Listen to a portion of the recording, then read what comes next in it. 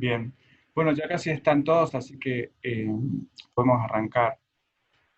Hoy vamos a hacer un práctico sobre normas de auditoría. En la clase pasada con Paulina estuvieron viendo las etapas de la auditoría y estuvieron tocando un poco lo que es R3, RT37, ¿sí? Normas de aplicaciones de auditoría. Hoy el práctico más o menos se va a referir sobre eso, así que yo en principio le voy a pasar al grupo el trabajo práctico, si les parece, ¿sí? Al grupo de WhatsApp.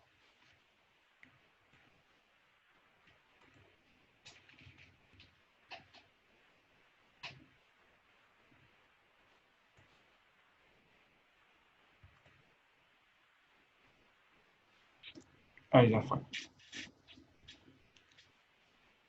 Eso es para que todos los tengan ahí. Creo que todos están en el grupo de WhatsApp de auditoría de estados contables, ¿no? Bien, el que no está, que me avise, o le avisa a Facundo, o pide a algún compañero que simplemente le comparta el enlace para unirse al grupo. Ah, ¿ves? Acá hay una... Tienen el trabajo, vamos a arrancar, voy a compartirlo, lo siguen ustedes de ahí, digamos.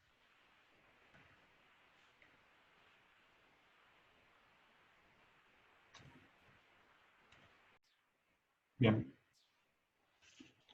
Ahí lo están viendo todo, ¿no? Sí, profe. Bueno, Sí, señor. en principio esto tiene que ver con lo que es RT37, que estuvieron viendo también con Paulina en lo que es etapa de auditorías, ¿sí? Así que hoy también vamos a seguir repasando en base a ello, digamos. Bueno, el práctico, voy a leer el práctico para, digamos, ustedes lo van siguiendo desde ahí también y después lo trabajamos juntos. El contador Rodríguez Peña ha sido contratado por la empresa El Donso SRL para realizar la auditoría de los estados contables y demás registros de la sociedad. El socio gerente de la firma El Donso SRL le informa al contador Peña que la auditoría debería concluirse en un plazo no mayor a un mes, dado que los estados contables auditados debían ser presentados al Banco Nación para poder acceder a un préstamo, fijando como remuneración por la tarea del auditor un honorario fijo más un plus si el préstamo le fuera concedido. El contador Peña estuvo por entero de acuerdo con la propuesta. Peña contrató 2 estudiantes de Ciencias Económicas para colaborar con la realización de la tarea, explicándole qué es lo que deberían hacer. Primero, verificar la corrección matemática de las cuentas del mayor. Segundo, resumir los datos de los registros contables que sirven de soporte a los estados contables. Ni el contador Peña ni los alumnos se tomaron el trabajo de examinar los controles para no perder el tiempo. Al cabo de 3 semanas, los alumnos entregaron al contador los estados contables que no contenían notas aclaratorias. El contador revisó los estados contables y elaboró su dictamen con opinión favorable, sin emitir referencias a las normas contables aplicadas, ni mencionó si los criterios contables utilizados eran los mismos que los del ejercicio anterior. Entonces, lo que se pide, teniendo en cuenta acá este planteo del práctico, es, primero, describa el proceder del contador Peña en cuanto a si este o, o está, en cuanto a si, digamos, ustedes están o no de acuerdo con las normas contables vigentes. Segundo, describa las normas aplicables. Y tercero, indique cómo debía actuar para no incumplir con la norma. Eso es lo que pide el trabajo práctico hoy.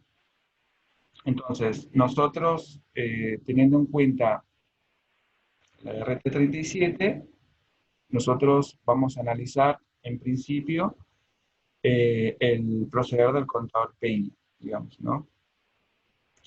En este caso,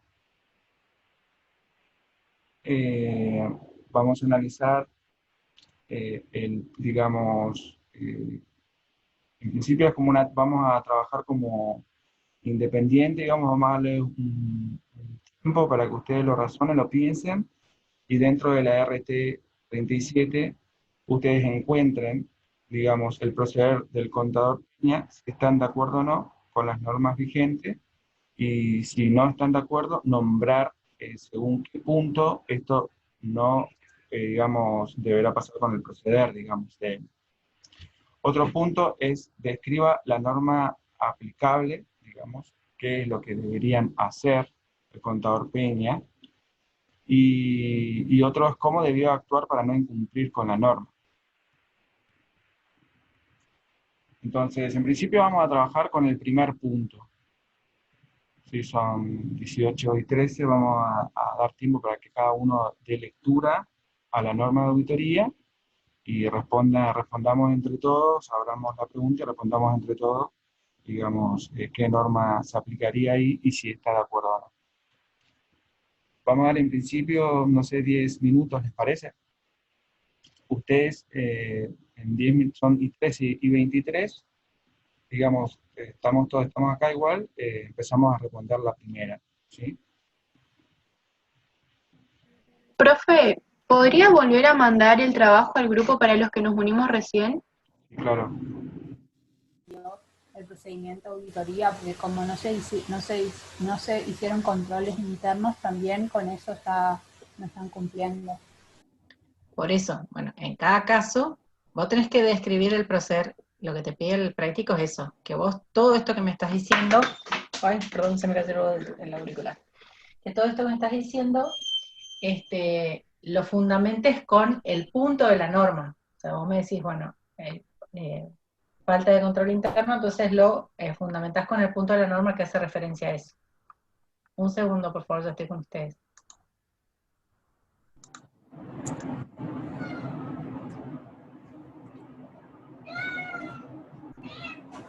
Profe.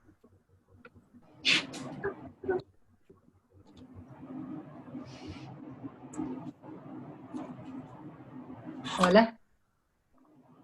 Sí. Hola, profe. Otro puede ser, por ejemplo, en este caso, porque dice que el contador estuvo Peña contrató a dos estudiantes y después dice que al cabo de 3 semanas los alumnos entregaron al contador los estados contables que no contenían notas aclaratorias. En este caso, se puede vulnerar la norma de la RT37, la B.1. La B es normas para el desarrollo del encargo y, por ejemplo, el contador a través del desarrollo de su tarea debe reunir elementos de juicio.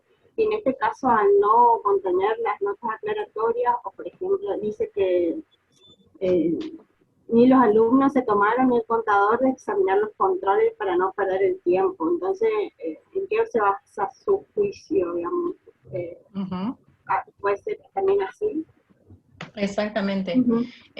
Todo, o sea, cada cosa lo que se les pide acá es que ustedes fundamenten, así como están escribiendo, y pongan el punto de la norma que están vulnerando, ¿sí? La norma aplicable por la cual ustedes realizan este argumento, ¿no es cierto? Como decías recién. Fíjense que dice que los estados contables no tenían notas aclaratorias.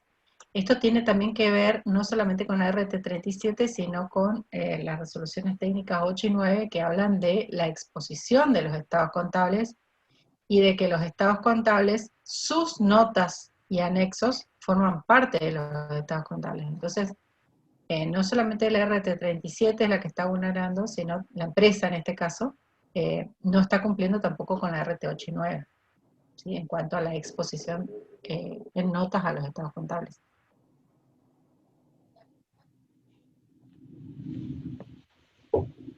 Bueno, todos esos puntos eran los que, digamos, ustedes tenían que revisar, no sé, que charlaron con Santi antes que yo me incorpore.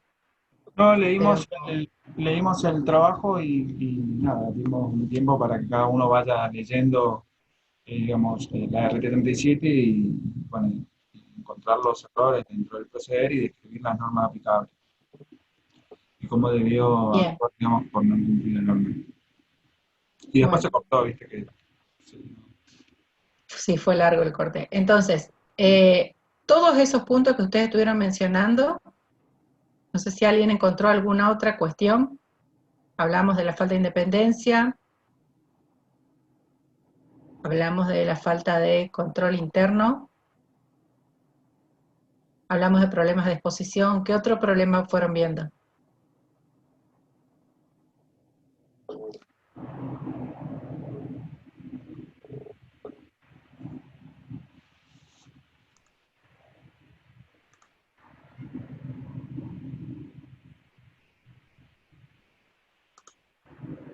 Y calculo que en la parte del informe donde dice que no emitió, no hizo ninguna referencia a las normas aplicadas.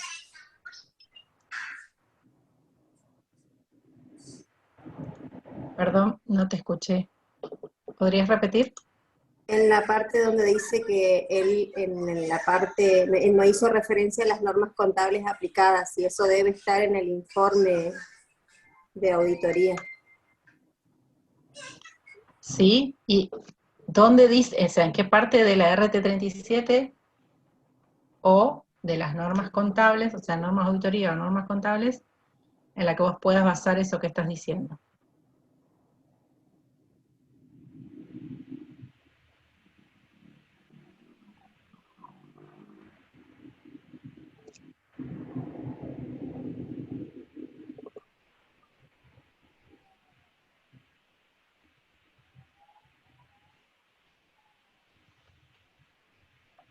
En las normas de exposición y de medición.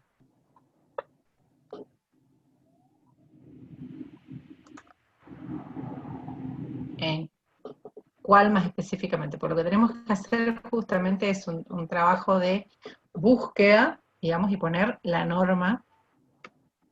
Y la RT9 y la 16, 17. ¿En qué punto o qué es lo que dicen con respecto a eso? Y la RT9 es de exposición y la 16 es de medición.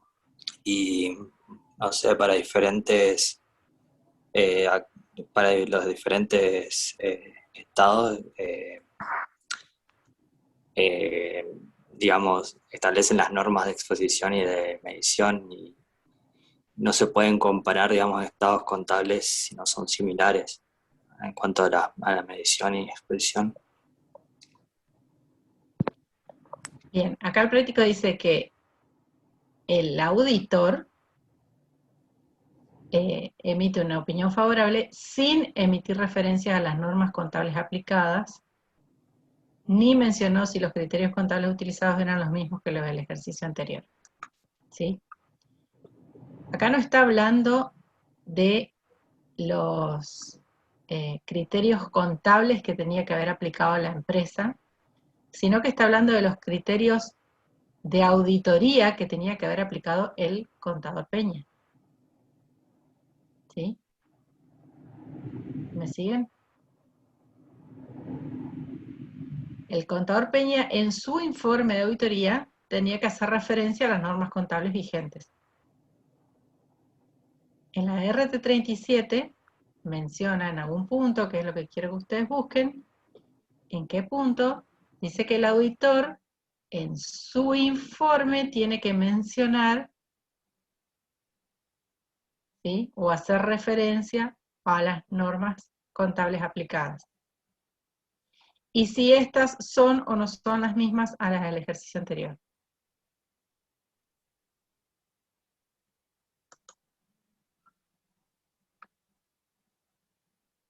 Lo buscamos. ¿Se entendió el punto?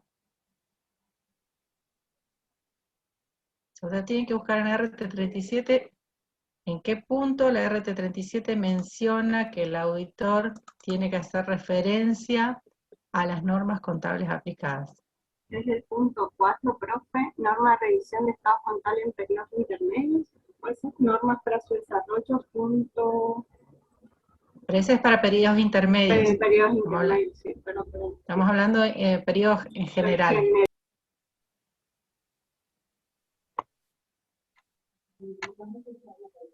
Profe, ¿puede ser en el punto 8, dice responsabilidad del auditor? ¿Qué dice? El informe debe contener una manifestación acerca, es expresar una opinión sobre los estados contables basada en su auditoría y que su examen se desarrolló de acuerdo a las normas de auditoría argentinas vigentes. Ese es de acuerdo a las normas de auditoría, es lo que el La auditor RT35. tiene que hacer. Claro, pero eso es en función a lo que él tiene que actuar conforme a las normas de auditoría. Pero acá no estamos hablando de las normas de auditoría, estamos hablando de las normas contables. ¿Ven? Por eso yo quiero que ustedes vean la diferencia que hay entre las normas de auditoría que están en la RT37 y las normas contables, que en realidad son aplicables a las empresas que emiten estados contables. ¿Me siguen? Sí, pero Bueno, quiero que busquen el punto que habla sobre dictamen.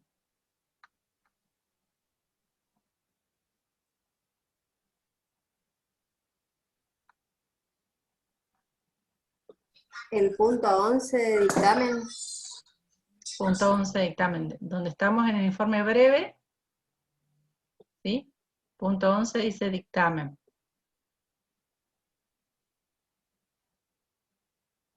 ¿Lo tienen? Lo voy a poner en pantalla, Leo, para los que profe, no lo tienen. ¿Eh? encontré Leo. Sí, sí. Bueno, léelo. En este apartado, el contador debe exponer su opinión o abstenerse explícitamente de emitirla acerca de si los estados contables en su conjunto presentan razonablemente, en todos sus aspectos significativos, la información que ellos deben brindar de acuerdo con las normas contables profesionales u otro marco de información que permita opinar sobre presentación razonable. Ahí Si está, los estados esperamos un ratito.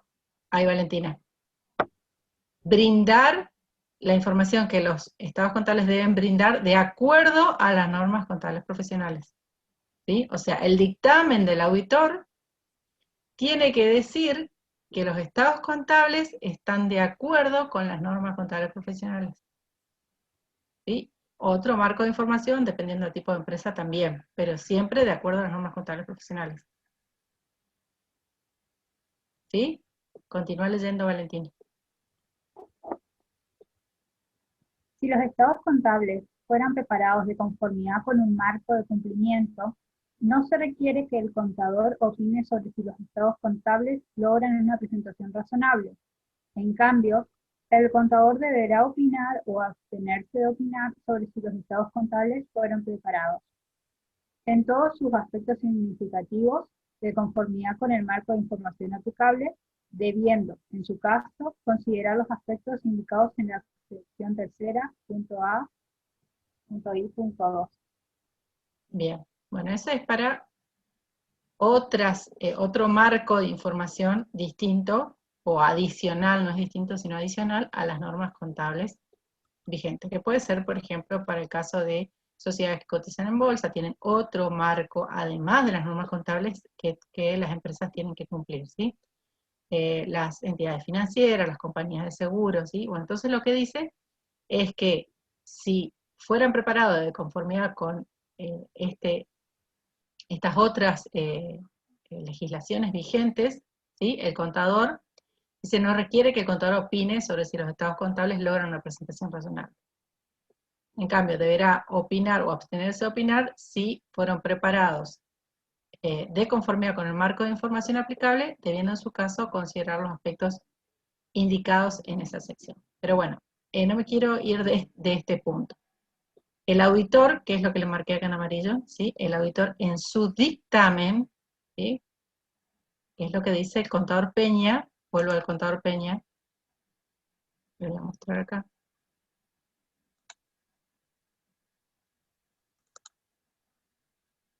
Dice, ni el contador Peña ni los alumnos se tomaron el trabajo de examinar los controles, bueno, eso ya lo dijimos para no perder el tiempo, y después dice al cabo de 3 semanas, acá, dice, elaboró su dictamen con opinión favorable sin emitir referencias sobre las normas contables aplicadas. ¿Sí? Ahí es donde está incumpliendo el punto que hace referencia al dictamen. ¿Sí? El dictamen del contador Peña no puede emitir una opinión favorable sin emitir referencias sobre las normas contables aplicadas. Hay otra cuestión que menciona acá que dice que tampoco mencionó los criterios contables utilizados si eran los mismos que los del ejercicio anterior. Este es otro punto al cual se refiere la norma, que habla de opinión sobre uniformidad. ¿Sí? Creo que ya lo habíamos visto en la clase pasada.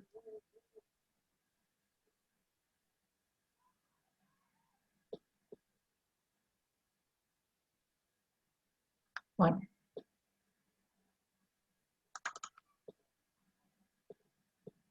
¿Qué decía? ¿Qué habíamos hablado sobre la opinión sobre uniformidad?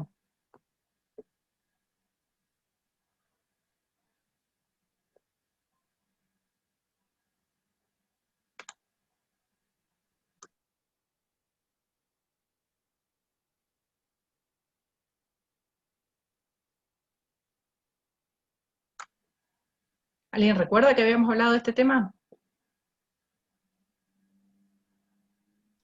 Es seguir un mismo criterio, puede ser. Seguir las mismas normas aplicables, ¿sí? Los mismos criterios, por ejemplo, de evaluación, los mismos criterios de medición, de exposición, de un ejercicio a otro, ¿sí? Y la RT37 dice que si la empresa cumple con este criterio de uniformidad, no hace falta que el auditor haga mención de ello en su informe. Pero si existe un cambio de criterio de un ejercicio a otro, por ejemplo, es decir, en un ejercicio tienen un criterio para amortizar los bienes de uso, a lo mejor en línea recta, ¿sí? Y al ejercicio siguiente cambian el criterio de amortización a uno de unidades producidas.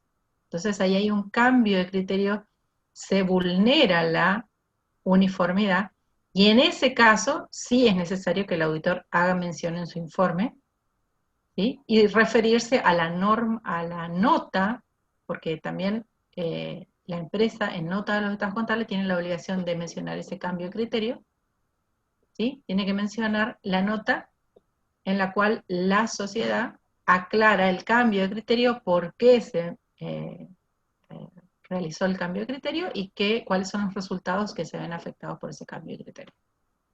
¿Sí?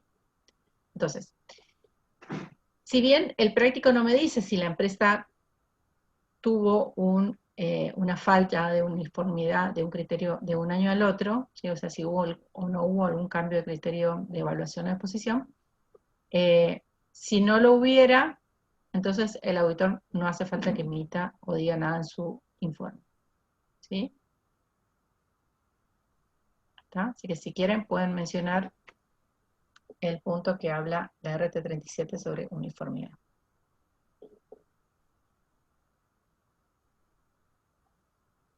¿Ok? ¿Alguna pregunta más con respecto a este práctico? ¿Algún otro punto que hayan visto? Este es un práctico más que nada para pensar un poco en las distintas situaciones que ustedes pueden llegar a visualizar. Yo tengo una consulta. Más arriba en el práctico le está diciendo de que el gerente es quien le dice de que tiene que terminar la auditoría no más tiempo de un mes. Y yo encontré en la RT37, no sé si está relacionado o no, en el punto B de normas para el desarrollo del encargo, el punto 3, dice el contador debe realizar su tarea dentro del principio de economía aplicable a todo control, o sea, para que su labor sea económicamente útil, debe culminarla en un lapso y un costo razonable. Esas limitaciones de tiempo y de costo deben ser evaluadas por el contador a fin de determinar si no representan un inconveniente para la realización adecuada del encargo. Perfecto, entonces, ¿qué concluís? Y que tampoco está respetando en ese punto, porque está dejando que el gerente sea quien le ponga el tiempo. Exactamente. Y en función un poco a la experiencia, una auditoría prácticamente es inviable realizarla en menos de un mes.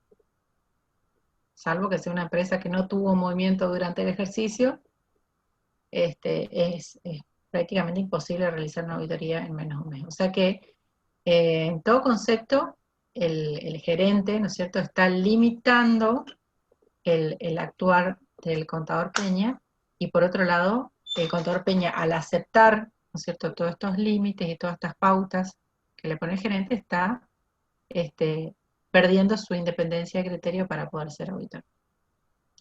Bueno, el último punto venía a ser como para que ustedes reflexionen cómo debió actuar el contador Peña para no incumplir con la norma. O sea, ¿qué hubieran hecho ustedes ante esta situación así? Le pusieron un límite de tiempo, le pusieron un plus, si consiguen un resultado, en este caso obtener un crédito. Entonces, ¿qué hubieran hecho ustedes?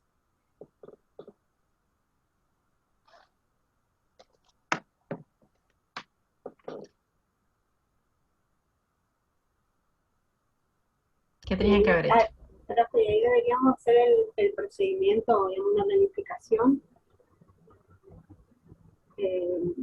Por ejemplo, Bien. Ese sería el punto 3, normas de auditoría, 3.5, evaluación del control interno, por ejemplo, y antes de la planificación. Bien, o sea, lo que dice la... Sí, Fernanda. Sí, no, sería hacer tipo una planificación de lo que se va a hacer según la RT, y ahí punto 3.34 es planificar, por ejemplo. Con el 3.5 evaluación del control interno y ahí empieza. Bien. ¿Quién más quería decir algún otro comentario?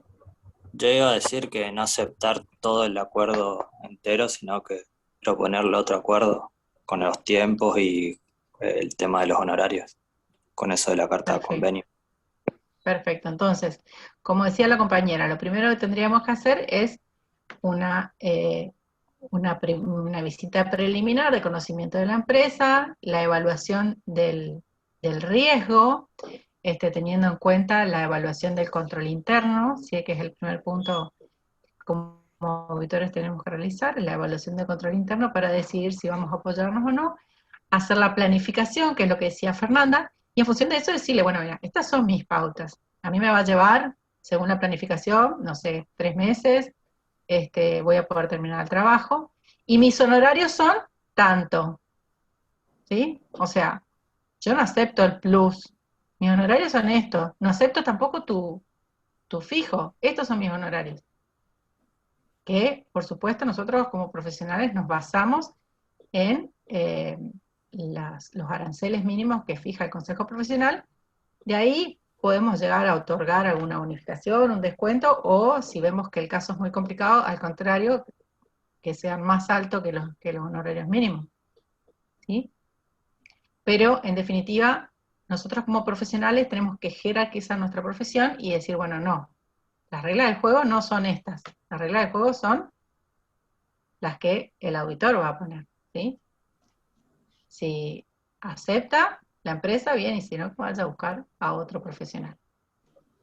Pero en principio sería esto. Nosotros no podemos ni determinar un honorario, ni determinar un plazo de terminación de la auditoría si primero no conocemos la empresa, no evaluamos el control interno y no determinamos el riesgo. ¿Sí? Para eso necesitamos hacer esa planificación, como decía bien Fernanda, y en función de esa planificación recién podemos decirle a la empresa, bueno, el plazo que me va a llevar va a ser estimativo, ¿no? Y los honorarios que voy a cobrar son estos. Esa debería ser la postura correcta, ¿no es cierto?, de un auditor responsable de su trabajo. Profe, y ahí sí. Profe, y una consulta más, y ahí con la planificación, ahí se presentan, digamos, el plan de auditoría se presentaría como antes, digamos, sí. Después de la carta de convenio, ¿sería así? Sí, pero eso, llegado el caso de que te acepten, ¿no es cierto? Claro, de que den la conformidad, digamos, la empresa. Claro, te dan la conformidad y entonces vos En realidad la planificación no dice en ningún lado que vos se la tenés que presentar a la empresa. La planificación es tu herramienta de trabajo. Es un papel de trabajo, digamos. Podés compartirla con el gerente para decir, bueno, vamos a ir haciendo de esta manera, vamos a trabajar, ¿sí? Podés compartirla, pero en ningún lado dice que vos tengas que presentar esa planificación a la empresa. ¿Sí? Es tu herramienta de trabajo. Funciona esa planificación, es que vos vas a, en definitiva, determinar el tiempo y los honorarios. ¿Bien? Sí, gracias. Bueno, estamos con este práctico. Quiero avanzar un poquito más con la teoría, ¿sí? Para después llegar a otro práctico más.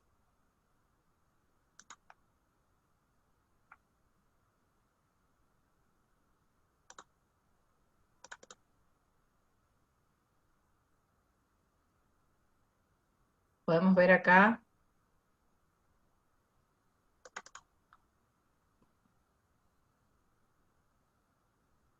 ¿Pueden ver evidencias? Sí, bro.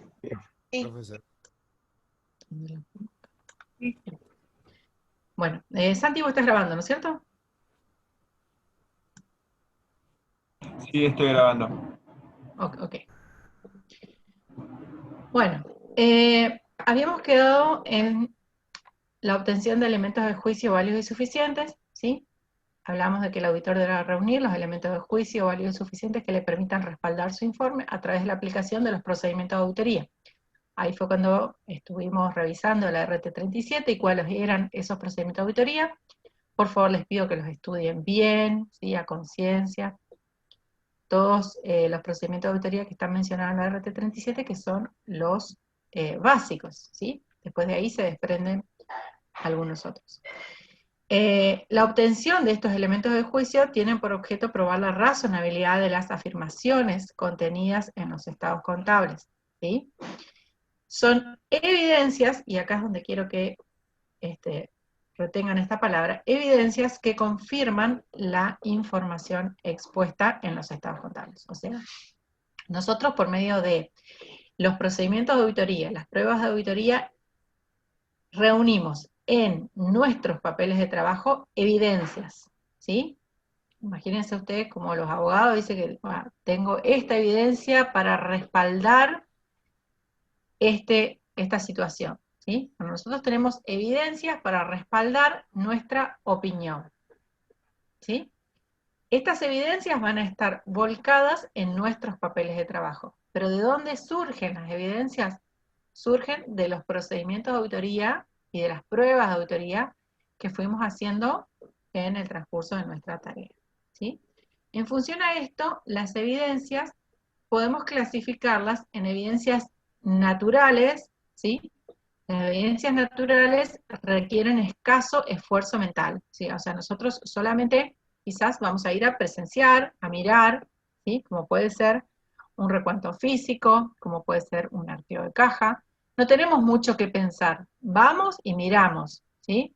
Si existe un rodado, bien, vamos, lo vemos. Bueno, no tenemos que hacer ningún cálculo mental, ni analizar nada, ¿sí? Esa es la evidencia natural, que por lo general tiene que ver con la observación, ¿sí? Con la inspección ocular. ¿Está? La evidencia natural. Entonces requiere escaso esfuerzo mental. Después tenemos la evidencia creada, que se produce realizando pruebas selectivas, por ejemplo, la revisión de la documentación de respaldo. Ya que en este caso hay un esfuerzo por parte del auditor, ¿sí? En cuanto a, en primer lugar, realizar un muestreo, ¿sí? Una prueba selectiva con respecto, en este caso el ejemplo es sobre la documentación de respaldo, que puede ser, por ejemplo, de las facturas de venta, o puede ser la documentación de respaldo de los cheques emitidos, ¿sí? Pero ya hay un esfuerzo por parte del auditor en cuanto a una tarea realizada, ¿sí? ¿Se entiende? Evidencia creada. La evidencia creada puede ser, por ejemplo, también un recálculo, ¿sí? Donde el auditor tiene que volver a efectuar sus cálculos matemáticos, ¿sí? La evidencia creada puede ser también, por ejemplo, una prueba global de amortizaciones, donde el auditor va a tener que volver a calcular, ¿sí? A ver si las amortizaciones que están contabilizadas están bien, ¿sí?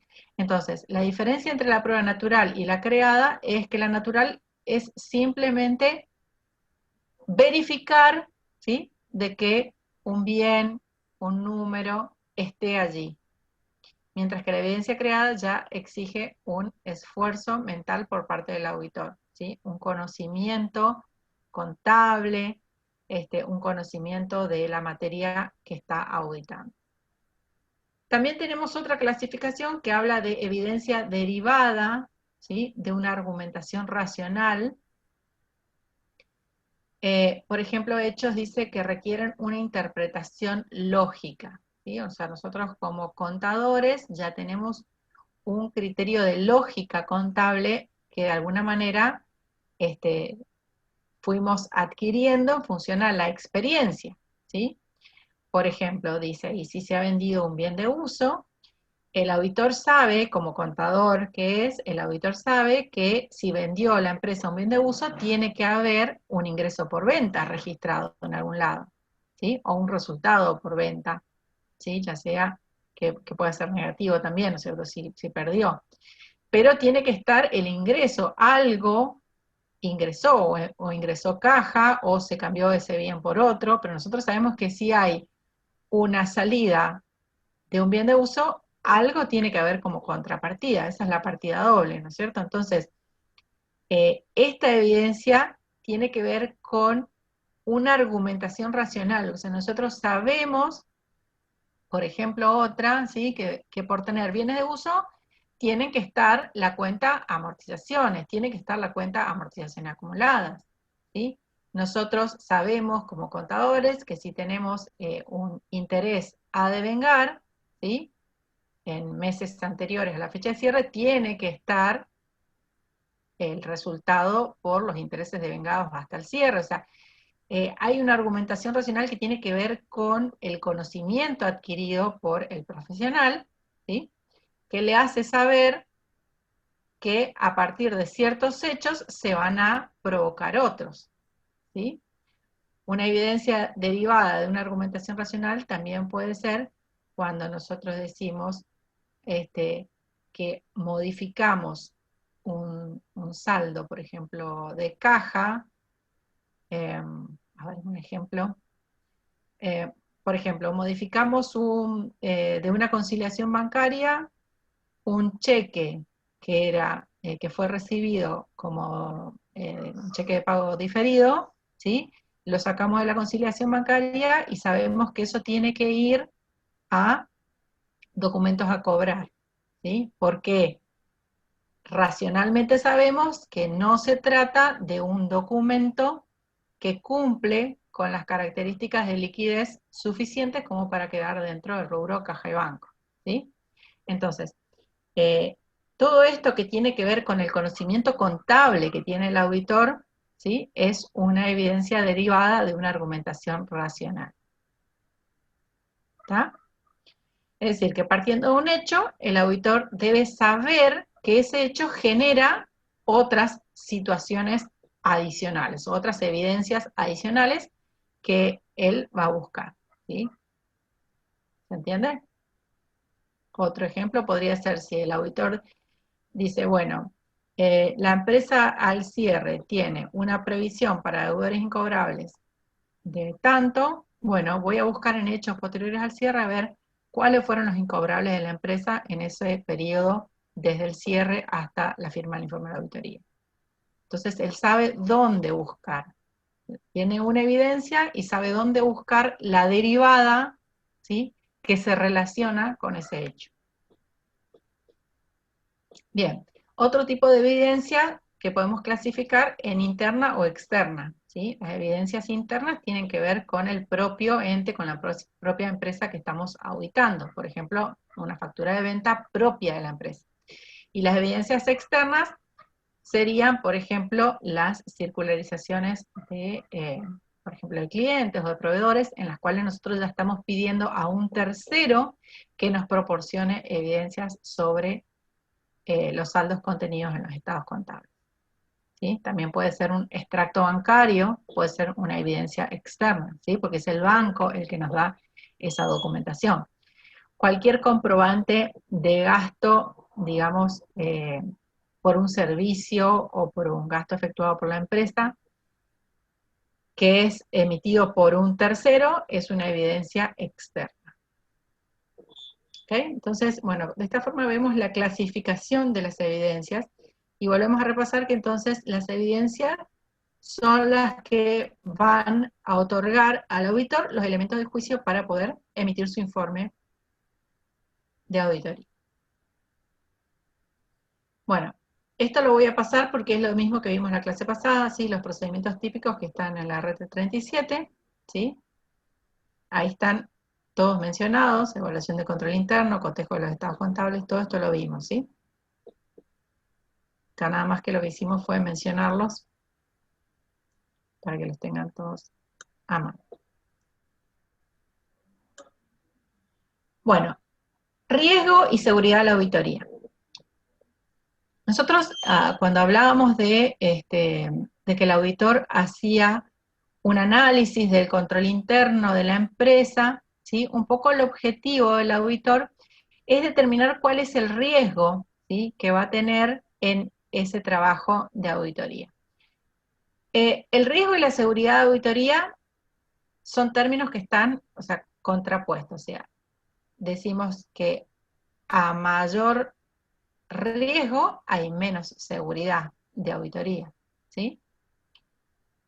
Pero se refieren a la misma cuestión, o sea, estamos hablando del mismo problema cuando hablamos de riesgo y seguridad de la auditoría, que es el error contable. El error contable y el riesgo de que el auditor lo detecte o no lo detecte, o la seguridad de la auditoría de poder detectar esos errores contables que tiene la empresa, ¿sí?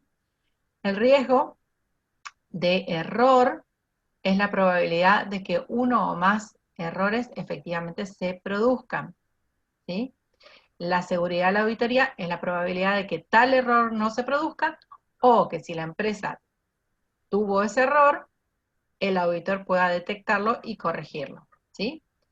Ya sea que lo detecte el control interno de la empresa y lo corrija ante la auditoría, o bien que lo corrija el auditor en su procedimiento de auditoría, ¿sí? Entonces, entendemos que riesgo y seguridad de la auditoría son conceptos que se contraponen, ¿sí? Que son opuestos. Por ello dice son inversamente proporcionales. A mayor riesgo de error existe una menor seguridad de la auditoría y viceversa. En consecuencia resulta importante para la seguridad de la auditoría el estudio de los factores de riesgo de error. Los factores de riesgo, ¿sí? Son los que están afectando los estados contables de un ente y como tales factores influyen en los distintos tipos de errores que pueden producirse. El riesgo de la auditoría está integrado, y bueno, esta parte quiero que nos detengamos un poquito más. El riesgo de la auditoría está integrado por el riesgo inherente, si quieren subrayar acá, riesgo inherente, esperen que se me fue.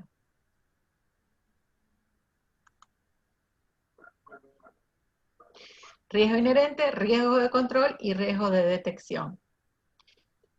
Del mismo modo, la contraparte sería la seguridad de la auditoría, está formada por la seguridad inherente, la seguridad de control y la seguridad de detección. Estas son las tres fuentes de seguridad de las que se nutre el auditor para respaldar su opinión en los estados contables. Bueno, vamos a ver más adelante cuáles son estos riesgos, y ustedes recuerden, siempre que hablamos de riesgos, también podemos hablar de seguridad de la auditoría en la inversa. Bueno, el riesgo de auditoría es el riesgo que asume el auditor de no observar la existencia de defectos importantes y por ello dar una opinión errónea sobre los estados contables tomados en su conjunto. El riesgo de auditoría tiene tres componentes: el inherente, el de control y el riesgo de detección. Entonces, ¿Cuál es el riesgo que tiene el auditor? Quiero que me lo digan con sus palabras, a ver si se entendió. ¿Cuál es el riesgo que tiene el auditor en una auditoría?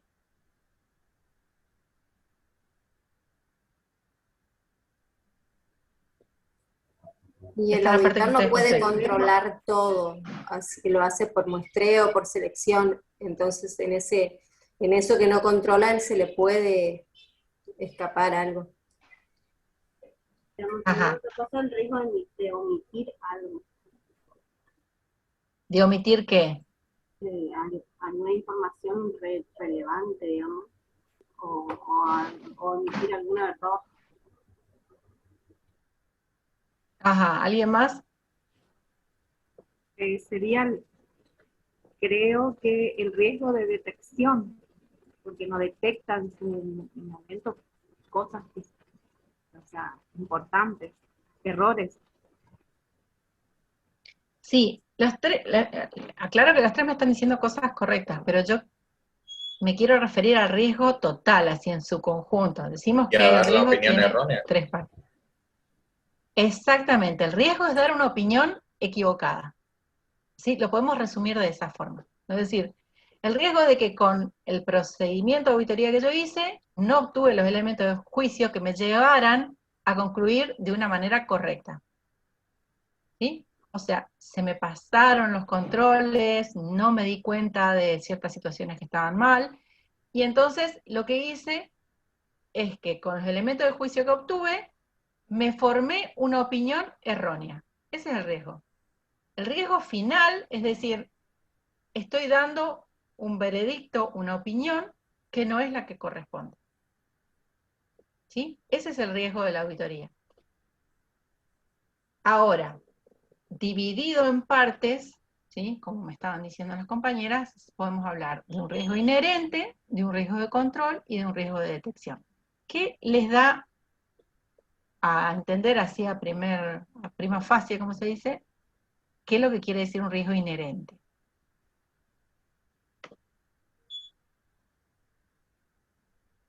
Que es algo que no se puede evitar, digamos, que está dentro de, digamos, de dar una opinión, existe sí o sí un riesgo, digamos, que evaluarlo lo va a reducir o no, digamos, evaluar el control interno va a reducir o aumentar ese riesgo, digamos, pero hay un riesgo que siempre está de dar una opinión que esté mal, digamos. Bueno, en una parte lo que dijiste está bien, pero otra no. El riesgo inherente sí, es algo, como decís vos, que no se puede evitar, pero no se puede evitar porque es inherente o propio de la empresa, ¿sí? Es propio Como de que la no actividad. depende del auditor.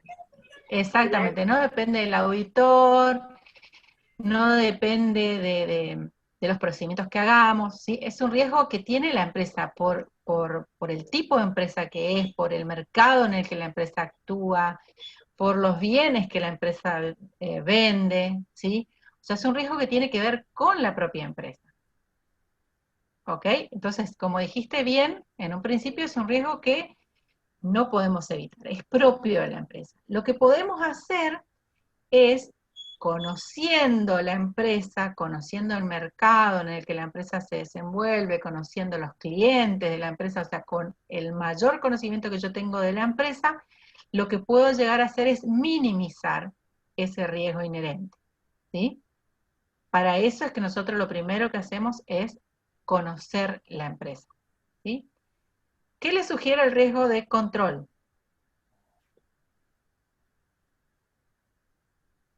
Es la probabilidad de que los controles de la empresa fallen, algo así. Algo así, sí. Está relacionado con el control interno de la empresa. Exactamente. Es el riesgo de que el control interno no detecte los errores, o bien que haya detectado los errores pero no los corrija. ¿Sí? Tiene que ver con el control interno de la empresa y si ese control interno funciona o no funciona. ¿Y el riesgo de detección qué le sugiere? Y ese sí parece que depende del auditor. Que pueda llegar a detectar los problemas, ¿sería? Exactamente, que el auditor pueda llegar a detectar por eso se llama detección, pueda detectar las fallas, los errores, ¿sí? Las diferencias, las variaciones que la empresa debería haber contabilizado y no lo hizo, o debería haber ajustado y no lo hizo. ¿Hola? Sí, profe, sí, perfecto. Perdón, pensé que no, que se me había cortado la comunicación. Bueno, entonces ahora vamos a ver un poquito las definiciones, ¿sí? Más o menos dijeron bien, ¿sí? Porque yo quería ver un poco la idea que se le daba a cada uno. Y ahora vamos a la definición. Riesgo inherente o riesgo de existencia. Por eso dijo bien el compañero, es un riesgo que no podemos evitar, ¿sí? Es el riesgo que depende de la actividad propia del ente, del ambiente legal en el que se maneja el ente, del tipo de afirmación que está contenida en los estados contables y de la periodicidad de los informes del ente, ¿sí? Esto también es importante porque si las empresas por lo general presentan sus estados contables anuales, ¿sí?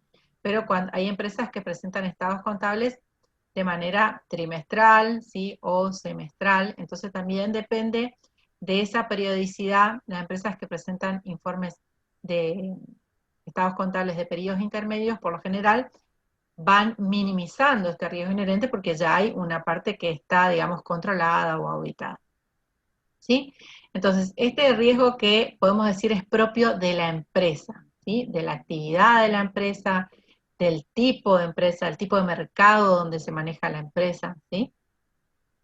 Ejemplo, un ente que comercializa bienes de alta tecnología, el riesgo es mayor en la medición contable, ¿sí? O sea, nosotros, ¿por qué decimos de alta tecnología? Porque los bienes que son de alta tecnología, ustedes saben que se vuelven obsoletos muy rápido, ¿sí? O sea, y no solamente se vuelven obsoletos, sino que tienen una variación en los precios muy, muy fluctuante, porque mientras que es el top, el último en el mercado, tiene un precio muy alto, pero cuando ya sale uno que lo superó, automáticamente el precio baja y baja bastante, ¿sí? Para poder competir.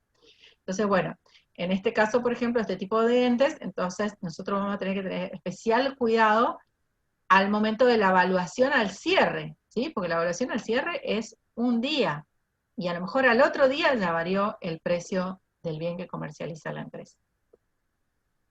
Bien, riesgo de control. Este riesgo representa la posibilidad de que las transacciones y saldos sean erróneos y no ser detectados por los sistemas de control interno del ente. O bien que siendo detectados no se adopten las medidas correctivas, ¿sí? Muchas veces el sistema de control interno funciona y detecta, pero la empresa luego no toma las medidas para corregir esos errores, ¿sí? Ejemplo, la empresa tiene un bajo nivel de verificación de los créditos de sus clientes y está más expuesta a que sus cuentas a cobrar puedan ser consideradas incobrables, ¿sí? O sea, cuando las empresas no llevan un control de las cuentas corrientes de los clientes, no tienen un seguimiento, ¿sí? De qué clientes están atrasados, de qué clientes ya están en mora, no se ocupan de mandarle mail o recordatorios de pagos, ¿sí?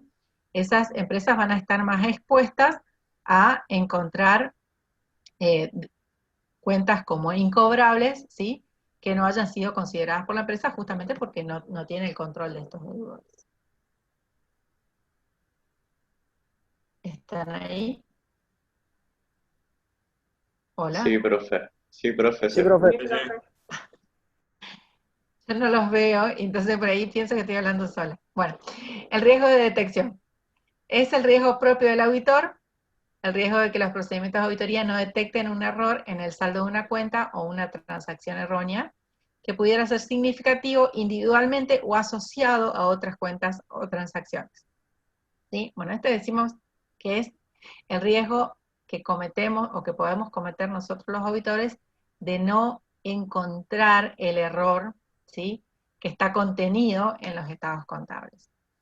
Si bien es posible disminuir el riesgo de detección por parte del auditor aumentando la cantidad de las pruebas, no es factible anularlo totalmente. O sea, nosotros, por eso desde un principio, cuando estamos haciendo la planificación, hacemos la evaluación de control interno para determinar la cantidad de pruebas de auditoría, por eso habla de la naturaleza, extensión y oportunidad de las pruebas de auditoría, para decidir, ¿sí?, minimizar perdón, la redundancia, pero disminuir al mínimo el riesgo de detección. O sea, cuanto mayor cantidad de pruebas hagamos, va a ser menor el riesgo. Pero también una mayor cantidad de pruebas nos va a hacer un trabajo más largo, más tedioso y no siempre va a redundar en un beneficio. Entonces, bueno, por eso es muy importante la planificación.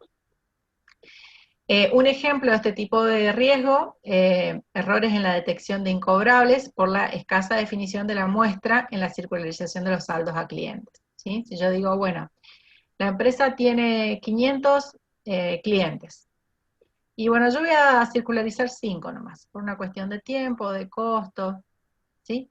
Es muy escasa mi muestra, entonces es probable que yo no detecte diferencias, ¿sí?, en los clientes, porque justamente la definición de la muestra fue muy escasa. Entonces, ampliando esa muestra y circularizando un porcentaje más significativo de los clientes, entonces estoy disminuyendo el riesgo de detección.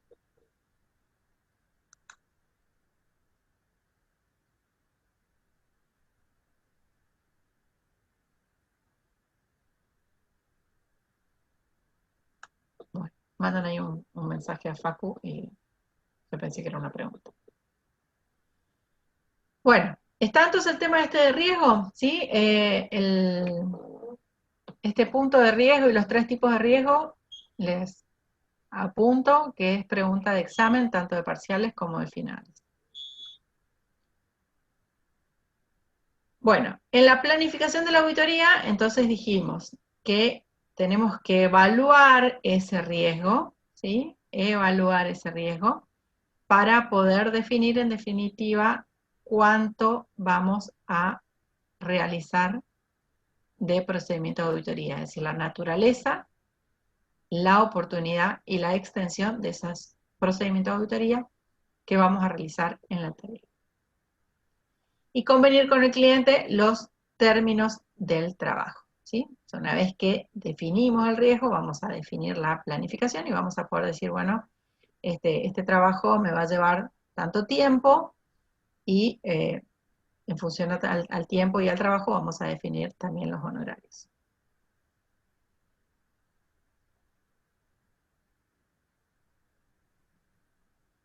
Bueno, es lo que les dije acá, en otras palabras.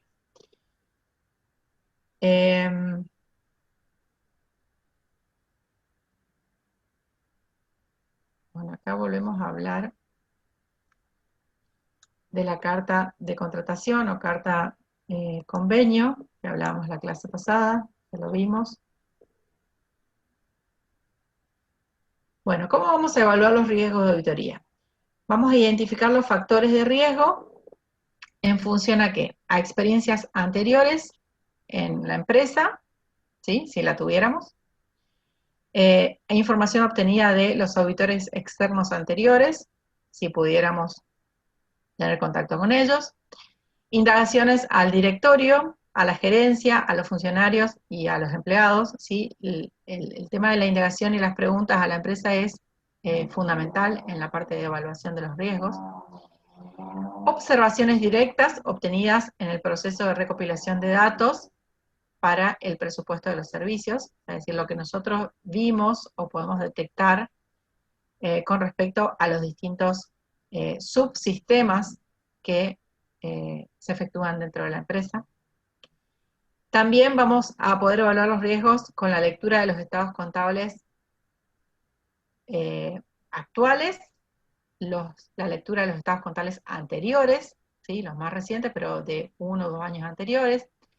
También la lectura de, bueno, me dicen noticias periodísticas, pero que tengan que ver con la empresa o con el rubro que se dedica a la empresa, con publicaciones especializadas del ramo o de la industria, de nuestro potencial cliente o de otras fuentes, como puede ser auditorías de empresas similares, ¿sí? O sea, nosotros vamos todo este tema de evaluar los riesgos lo tenemos que hacer en la etapa previa a la planificación. Que esto no se va.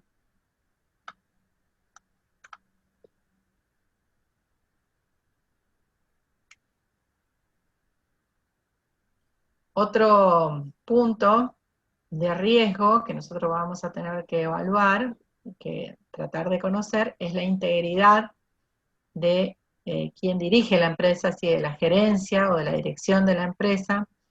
Por ejemplo, la predisposición que pueda llegar a tener la empresa a manipular datos de los estados contables, ¿sí? Dice la excesiva audacia en decisiones que implican riesgos excesivos, es decir, si la empresa o los que dirigen la empresa toman decisiones apresuradas, por ejemplo, con respecto a obtener préstamos o a realizar ventas o compras sin el debido análisis, ¿sí? Si la empresa o los gerentes, la dirección de la empresa maneja los números, ¿sí?, a su favor o para conseguir ciertos beneficios, como puede ser, no sé, la participación en licitaciones públicas o la obtención de créditos bancarios, ¿sí? Lo que suele mostrarnos que hay problemas en las empresas son los cambios frecuentes de abogados, de auditores, de bancos, de esas empresas que no le duran los empleados, que no le duran los contadores. Bueno, son empresas que evidentemente tienen problemas, ¿sí? Empresas que son muy nuevas, que tienen inexperiencia, o gerentes que no tienen competencia para el cargo que están asumiendo. La misma naturaleza de la organización, una estructura organizacional indebidamente compleja, la indefinición o asignación inadecuada de responsabilidades de los gerentes, gran número de sucursales, todos estos son factores de riesgo, ¿no? Gran número de sucursales, entidades sujetas a controlador de organismos públicos, ¿sí? Idoneidad y estilo gerencial incompatible con el tamaño y crecimiento de la empresa. De todas estas cuestiones que nosotros podemos, únicamente conociendo a la empresa, hablando con la gerencia, hablando con los empleados, podemos ir detectando estas cuestiones que pueden ser objeto de riesgo, ¿sí?, o de falta de seguridad en nuestro trabajo de la auditoría.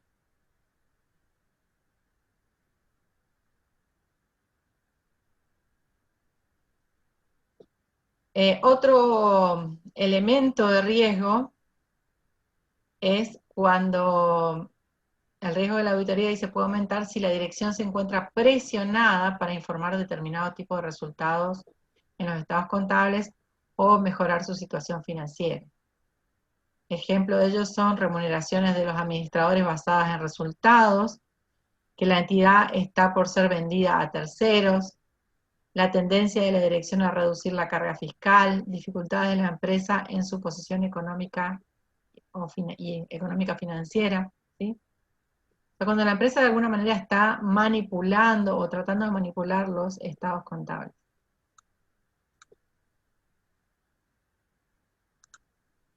Bueno, necesito que hagamos un pequeño receso. Son 7:30. Más o menos hasta las 8 menos cuarto, ¿sí? Vamos a hacer un pequeño recreo, ¿les parece? Los resultados de la labor de recopilación y evaluación de datos y los papeles deberán reflejar como mínimo lo siguiente. Con respecto, esto es en la planificación, ¿no es cierto? Con respecto al conocimiento del ente, el auditor deberá reflejar los factores internos y externos que afectan el negocio. O sea, ya de esto, de alguna manera, lo dejamos por escrito, ¿no? Como para después tenerlo en cuenta, si hace falta. Con respecto también al conocimiento del ente, el proceso de control de la gerencia, aquí es donde nosotros vamos a dar importancia o ya apuntar cuáles son los puntos débiles y cuáles son los puntos fuertes de control, ¿sí? Vamos a explicitar cuáles son las cuestiones administrativas más relevantes que pudimos ver en el conocimiento del ente. Los riesgos específicos identificados, es decir, si ya en el conocimiento del ente ya detectamos riesgos, es aquí donde lo vamos a especificar. Las necesidades y preocupaciones y expectativas de la dirección, ¿sí?, con respecto a la auditoría. Las cuestiones relevantes del negocio. Bueno, el desarrollo del plan de auditoría.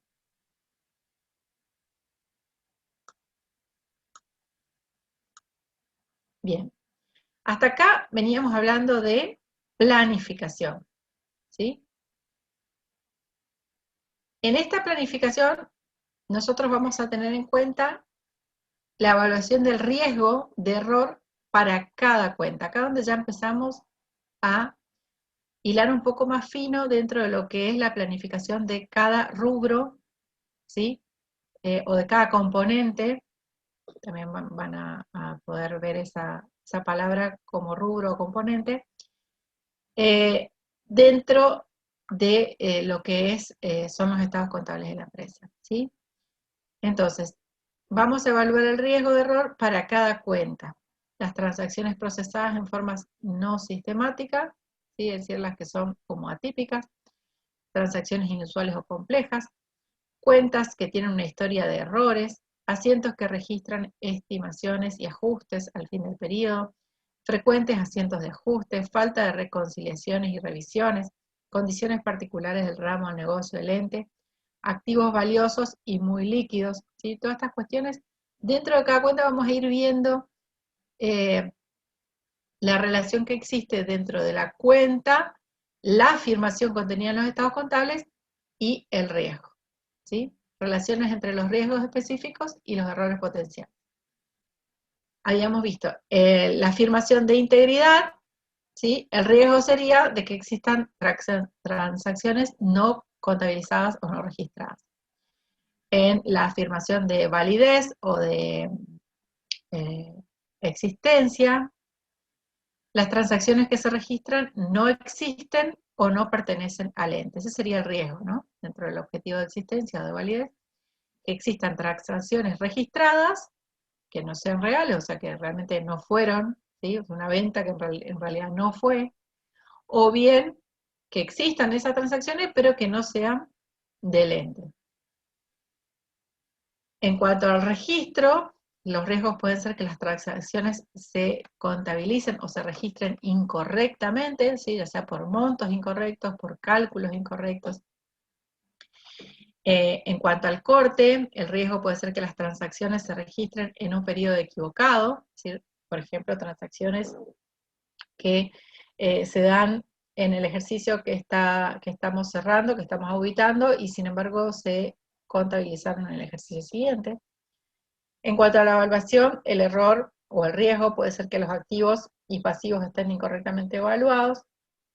Y en cuanto a exposición, la presentación inapropiada de la información contable según las normas de exposición.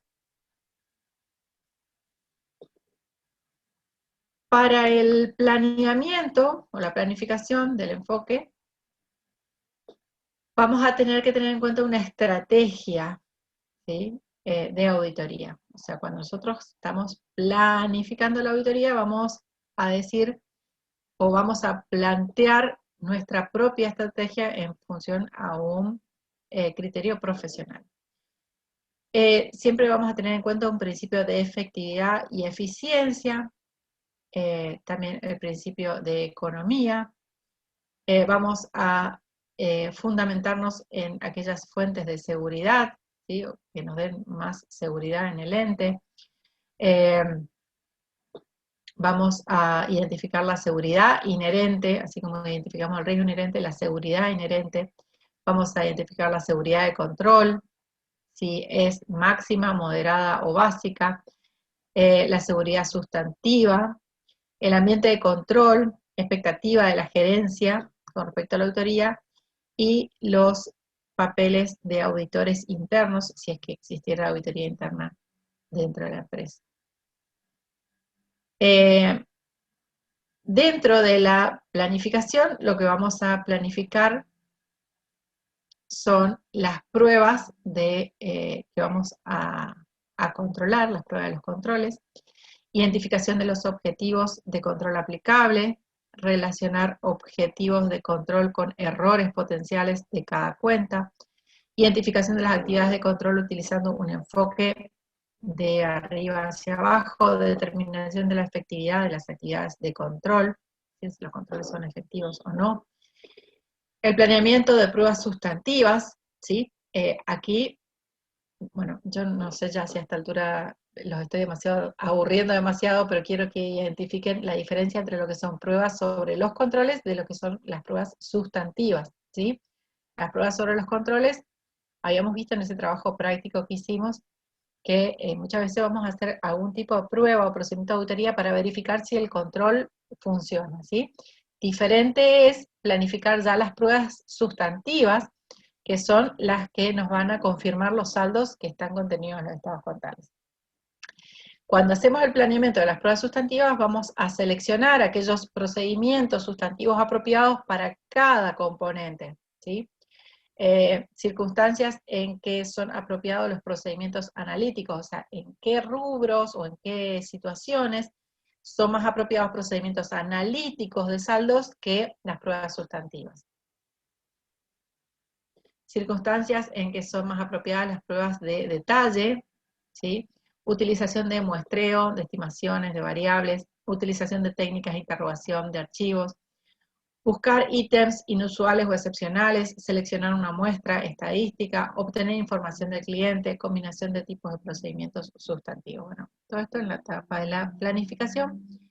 Es decir, para repasar, dentro de la planificación vamos a hacer lo que es una planificación de las pruebas de los controles y otra planificación con respecto a lo que es las pruebas sustantivas que vamos a utilizar.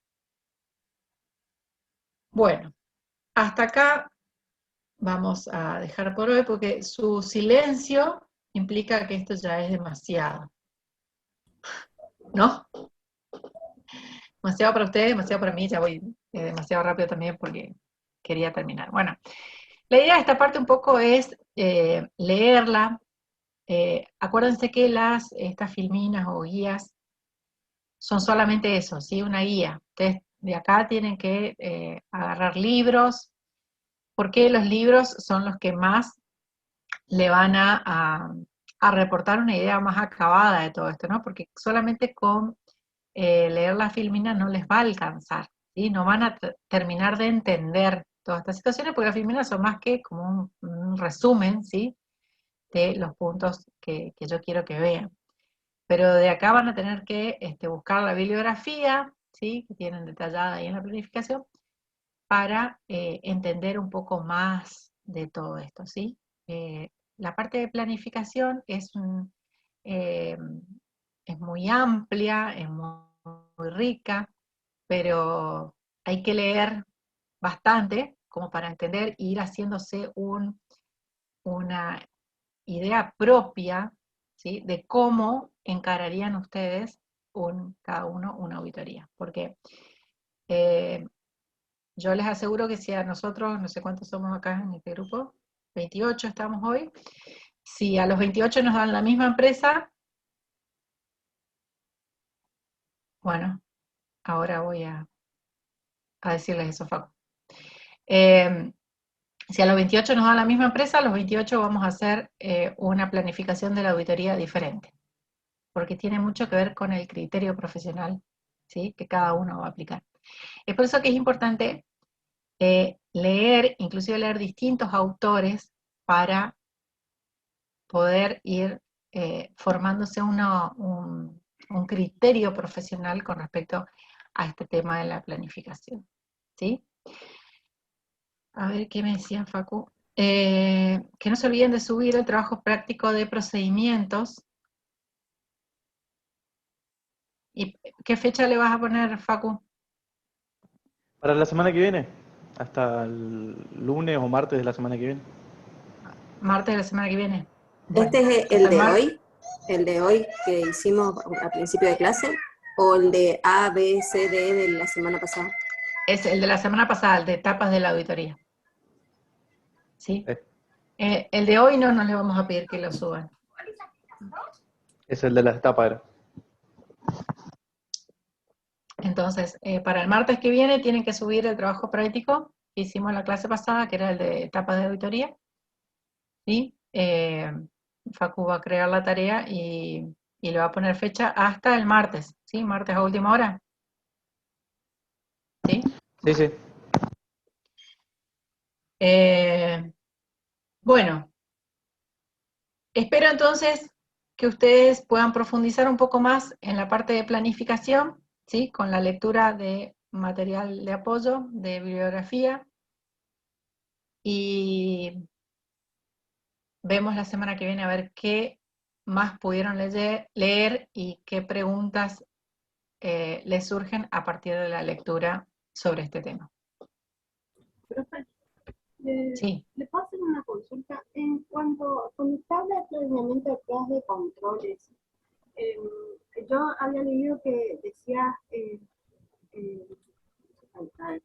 decía prueba de controles y da como ejemplo un flujo de documentación. ¿A qué se referiría eso? ¿El control en cuanto a si el sistema de software y eso? A ese, porque no da como ejemplo nomás, pero no sé si... Claro, no sé si te acordás, más atrás habíamos visto el tema de las pruebas de cumplimiento de controles. Nosotros cuando estamos en el primer punto de donde la RT37 comienza a nombrar los procedimientos de auditoría, ¿sí? El primer punto habla de la evaluación del sistema de control.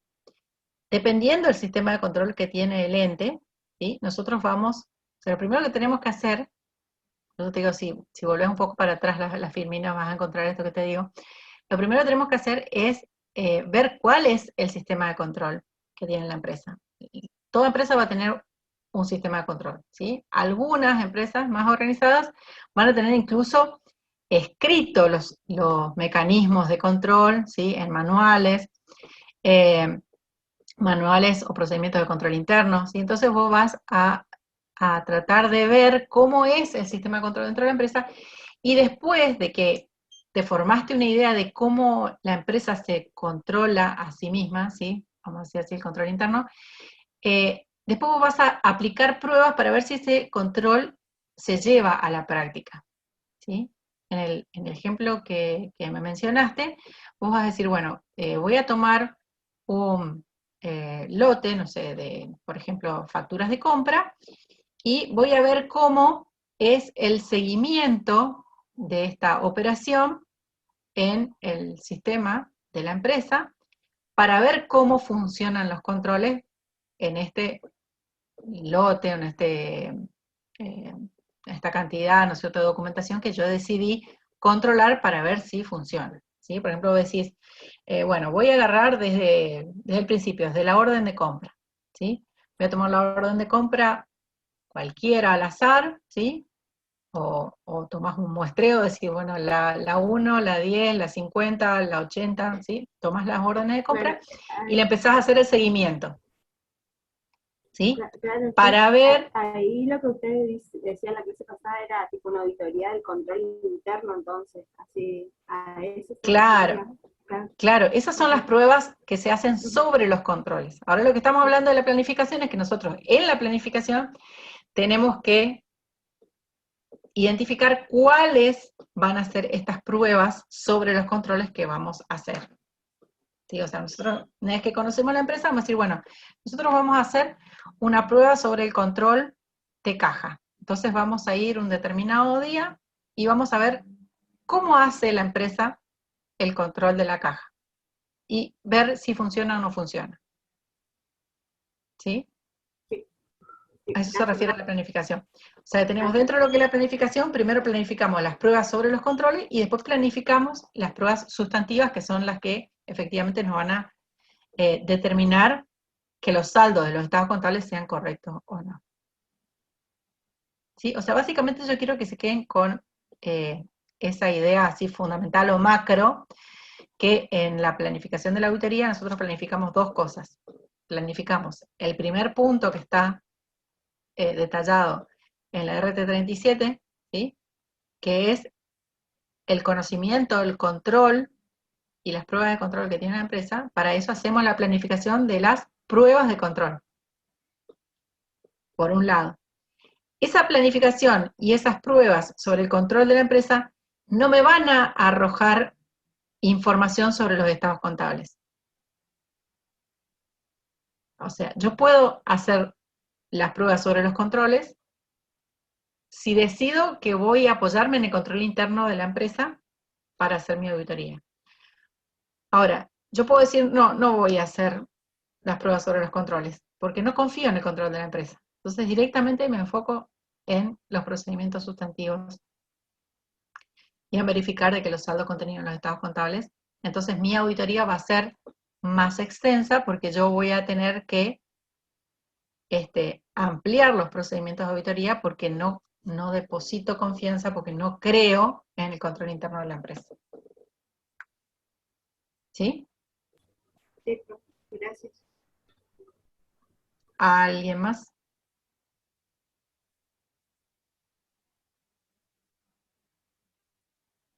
Bueno. Yo sé que esta parte es así un poco tediosa, pero es fundamental que ustedes vayan entendiendo esto, porque si no después como que cuando entramos a los rubros, ya uno tiende a focalizarse, ¿no es cierto?, en la auditoría de cada rubro, y como que se olvida de esto que es el inicio de la auditoría, ¿sí? Así que, bueno, la idea es que ustedes vayan tratando de estudiar de a poco y no esperar a la fecha del parcial para estudiar todo junto, ¿sí? Recuerden que es una materia complicada y extensa, ¿sí? Estudien, repasen lo que vimos y me consultan las dudas que tengan en la clase que viene. Si no tenemos más consultas, nos despedimos hasta el martes, perdón, que viene. ¿No? ¿No hay más? ¿Nada? Chao, entonces. Hasta la semana que viene. Chao, hasta luego. Chao, hasta Chao, luego. profe. Hasta luego. Hasta luego, profe. Hasta luego.